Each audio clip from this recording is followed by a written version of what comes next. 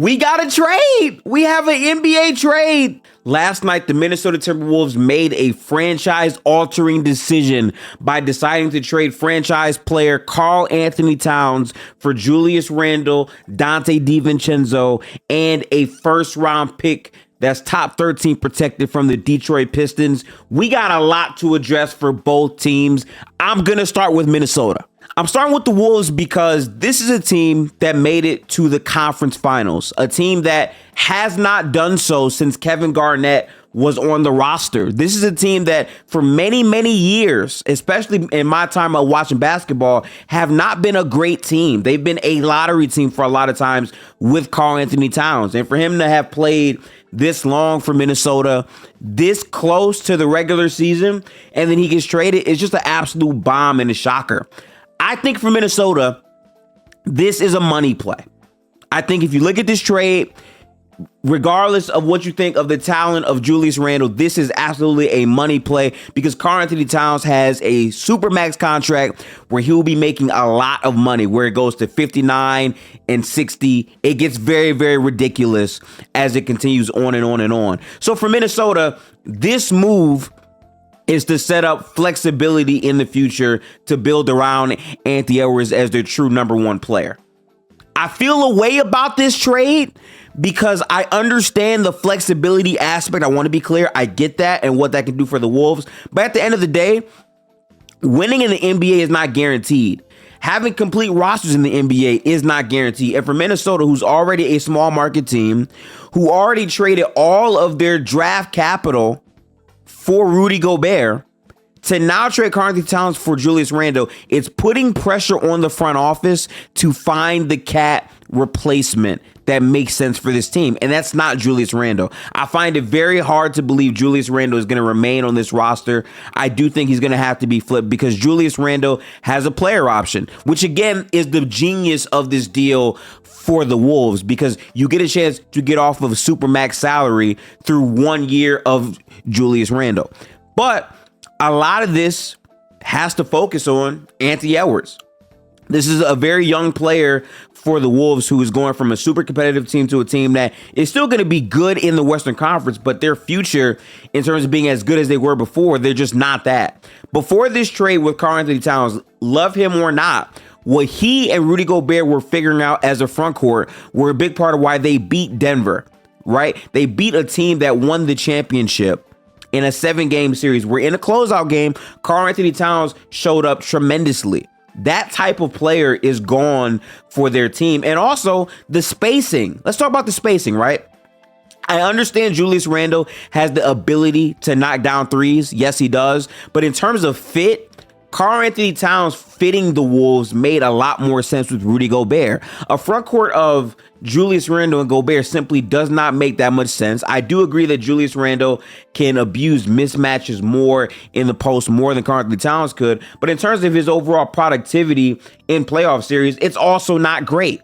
Karl Anthony Towns at least showed you that in terms of his spacing and what he can elevate those floor units to be, he just gives you more value to me than Julius Randle. So this is kind of a head scratcher. But again, if you're just viewing it in terms of flexibility for what they could turn this into in the next 3 to 4 years, I think the winner of this trade is going to have to be delayed until we see that. But in terms of right now, today, to me, the Knicks won.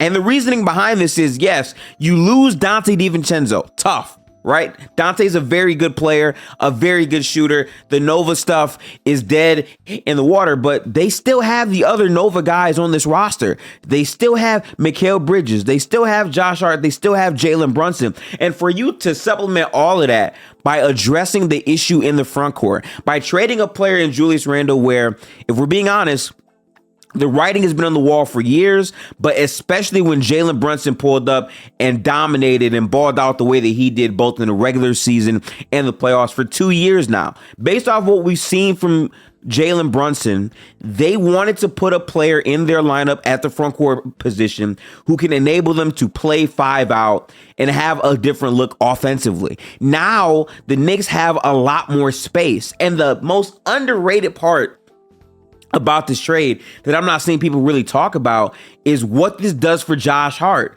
Josh Hart was a valuable impact player for the New York Knicks last year in the playoffs. We saw his defense being a very big point of emphasis for the Knicks. We saw his rebounding in critical moments, extending possessions, which we all know in the playoffs, offensive rebounding matters significantly. And now he's on a roster where he doesn't have to see how the fit's going to work with Randle and Mitch, this and that. He gets to play with a Karl Anthony Towns, Mikal Bridges, Jalen Brunson, OG Anunoby. These are the lineups he will be in. So now to me, Josh Hart's role and impact becomes a lot more clear, a lot more devastating. And as an active cutter and an off-ball player in space, I think he can look like a much better player. And that's the impact of what Karl Anthony Towns brings to this New York Knicks roster. Now, is it perfect? Not quite, right?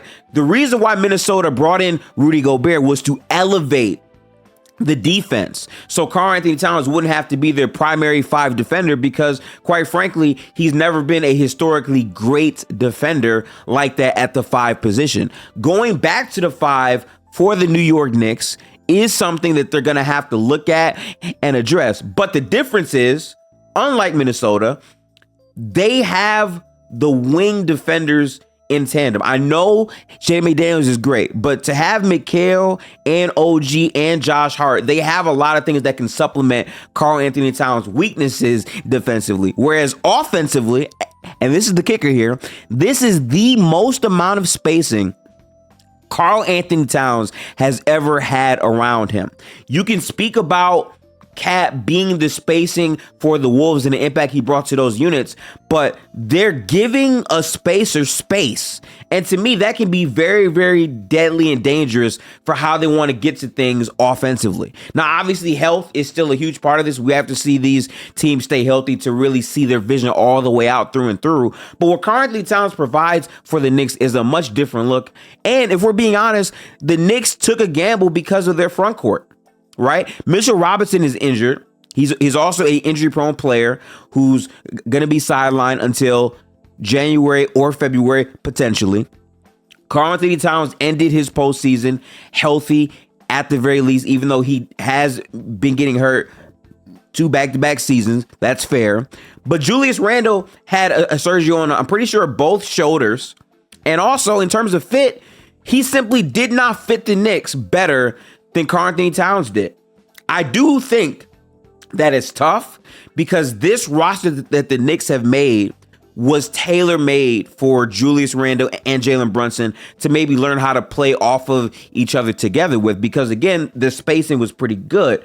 But to take Julius Randle out for Karl Anthony Towns, the fit to me just makes a lot more sense, where Cat doesn't have to be ball dominant. We already saw him buying into a secondary role with Anthony Edwards, but now with the amount of space the Knicks can play in, they're going to be a damaging team. And to have Karl Anthony Towns, Julius Randle, and officially have Mikal in that third option role makes a ton of sense for the Knicks. Because if we're being honest, Julius Randle is one of the worst playoff players in the league in terms of what he's done in the playoffs. Karl Anthony Towns has moments like that as well, but Julius Randle to me is a lot worse in those areas. The injury concerns are also there. And in terms of maxing out Julius Randle, let's be honest, they made this move now because they weren't sure if they wanted to pay Julius Randle or not. So instead of going to the season with this in mind, they said, okay, we're going to take a swing. We're going to try to get Karl Anthony Towns, and we're going to try to see how that can best outfit our roster. And I don't hate it. Now, they are locked into this team. The one angle about this trade that we have to be honest about is that the Knicks are indeed locked into this team. There aren't going to be any massive additions. They are paying a lot of salary this season, and moving forward, even though Jalen Brunson took less, the albatross that is Karl Anthony Towns' contract will be hard to get off of. I can agree with that. But when you have a lot of your players being younger players where they're not 35 or 34 years old, I think they can afford to see this vision of the Knicks through for the next 2 to 3 years at the very least. And then once more years come off of Karl Anthony Towns' contract, even though he's making a lot of money, the years with the money was the issue. That's why it was so hard to trade for Karl Anthony Towns. But if you're the Knicks, you can talk yourself into saying, our roster makes a lot more sense fit-wise. It just fits a lot better. We have multiple guys who can give us 10 plus points in the playoffs. We have multiple wing defenders to help accommodate Karl Anthony Towns. We put the most spacing around Julius Randle and Karl Anthony Towns. There's just a lot of things that make more sense. I do think Karl Anthony Towns being a viable screener is going to be a big part of this. He's going to have to play more physical. He's going to have to be more of a downhill threat than he was in Minnesota. He has to take advantage of that space. And we saw in the playoffs, to their credit, how the Mavs played defense against Karl Anthony Towns. It was on an island. It was on many one-on-one possessions. And Karl Anthony Towns simply either settled or couldn't get to his spots as much as he wanted. But when you're replacing it to where Gobert is not on the floor offensively, Karl Anthony Towns is their 5. And when Cat has the ball, the weakest spacer is Josh Hart, who also can knock down shots. I think it just makes so much sense. I think just if you're just looking at this fit wise, I think there's no way in hell you think the Knicks lost this trade, because the fit makes way more sense.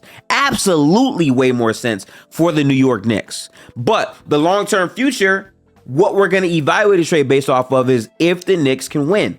Because I said coming in, I thought that the Knicks coming into the season already were a pretty good team. I had question marks about Julius Randle, their front court durability, closing lineups. I didn't know. But now that they have Karl Anthony Towns, to me, this elevates them to where I'm not sure if I can say they're better than Boston right now. I still think Boston is the best team in the conference. But to me, this puts them in the second seed to Boston, if not the Sixers. I really think it really puts them firmly in that conversation. Because again, offensively, they're just a much more damaging and potent team. And Tom Thibodeau will never have like terrible, awful defenses either. So to me, it's like this team is going to be a problem. I think the offensive utilization of Karl Anthony Towns and Brunson is going to be super key. I think the screening for Karl Anthony Towns and his spacing is going to be important to make this make sense. But my God, man, my God, I could have made a video about this last night, but I was tired. I wanted to really sleep on it. Minnesota is tough, man. It's tough. Because to me, they were a legitimate team that was going through title contention chances. To me, restarting your season and coming back, right? Year 3 Gobert, year 3 Karl Anthony Towns in this role with Anthony Edwards, the leaps from Jaden McDaniels and some other players. I really thought that continuity would have given them an edge in the Western Conference, where they would have been a great regular season team. And then it's just about getting over the hump, because winning isn't guaranteed. And that's my biggest thing with this trade, right? The Wolves are making this trade for long-term flexibility next to Anthony Edwards. But that flexibility is only as good as what you're able to make of it. Just having cap space doesn't really mean much if you're a small market team that cannot attract free agents. Having that flexibility has to make sense in terms of a trade, in terms of getting more value players back and having the money to make it work. That's what can really move the needle for Minnesota, but it's only if they capitalize off of that. And I do think it's kind of disheartening to a player like Anthony Edwards to take a step back in this way, to where you're trading for Julius Randle, because now he has a player option. Is he going to re-up in Minnesota? Does Minnesota want to pay Julius Randle max money? No. So to me, Randle has to get flipped. It's the only way that makes sense, because if he's walking into this season and he's not traded and he walks away for nothing, yes, you lose the Karl Anthony Towns albatross of a contract. You do. That's a good thing. But ultimately, you're only as good as what you can get in free agency or the salary you can flip to then get another star player back. And if you're just talking about Anthony Edwards and Jaden McDaniels, to me, there's not enough valuable commodities on this team to get you the real positive return that you would want. You turn Karl Anthony Towns into Julius Randle. Now, what can you turn him into to return as a contending team? That's the question. So yeah, there's a lot in the air. I'm not gonna have many edits on this video, but what a blockbuster trade. Let me know in the comments who you think won. Is it the Knicks? Is it the Wolves? Please let me know. Crazy times in the NBA. But as always, I'll catch y'all. We got some more content coming up. I've been sick for the past couple of days, but we're officially back in Detroit. More content is loading, live streams, all of that. Make sure to tap into all my socials here. But we out. Peace.